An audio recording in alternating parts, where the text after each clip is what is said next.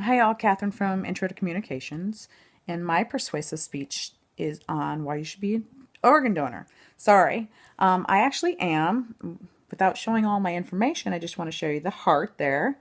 Um, when I signed up, or when I was getting my license, I think probably in my early 20s, I check marked because I researched a little bit and I wanted to become an organ donor because I did realize the need. I did have a childhood friend that ended up needing a kidney, so I was kind of familiar a little bit about that. Upon doing research, I found a lot of it actually. There's plenty and quite a bit to go through, and it was kind of a headache, so to speak, to try to put an outline together, especially since my computer crashed a couple times, to do this. However, I was able to do it with some help from different websites and different papers. One of the paper or the websites was Organdonor.com. There's a government website. There's a Connecticut website. I will attach references with this because I feel it's a very, very important thing.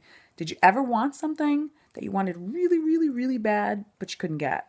There's someone on the waiting list that could be someone you eventually will know. Could be family, could be friends, it could be an acquaintance, someone you work with, but you eventually will know someone in your lifetime that is on that list. People all over the world, including Connecticut, need organ transplants. There's a huge list. I'm going to go through the list with you in a minute. But the problem is there's a lack of or donors and organ donors who make that possible.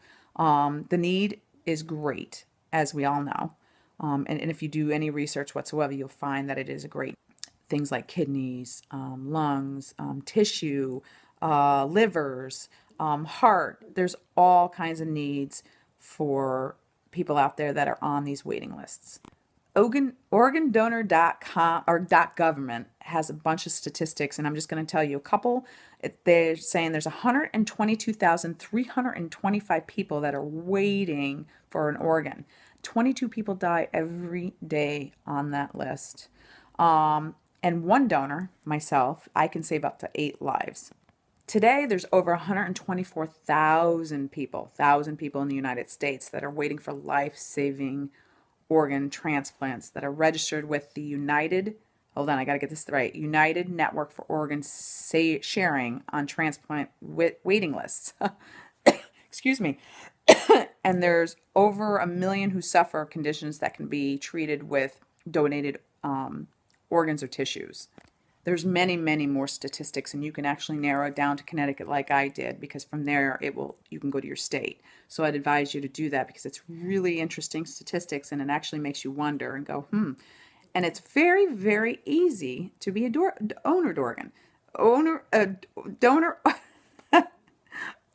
donor. Can't even get that out. Sorry.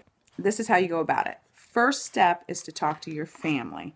Make sure they're aware of what you want to do and your wishes. And then once you do that, you should go to motor vehicle, and there's a box you can check that will show, as I showed you earlier on your license, that shows you're an organ donor. I said it right this time. And then what you really need to do, which I failed to do, and I'm working on it as we speak, is you got to go and get a form. And on this form, you carry it with you at all times. It says what organs that you want to donate. It has witnesses and families, and I believe it even has pictures. And then you fill it out and you keep that. Simple as that. See how easy it is? It takes no time at all, and it's easy as 1, 2, 3, get it done. There's an address that you can go to. It is www.d as in David, I as in igloo, I think, y as in yo-yo, and then planner.com, and you can pull up that form. I know there is a problem. It could be a problem anyway. I know it was with me for a long time, but you want to be an organ donor. You say you're going to do it, you say you're going to do it, but then you put it off and you never do it.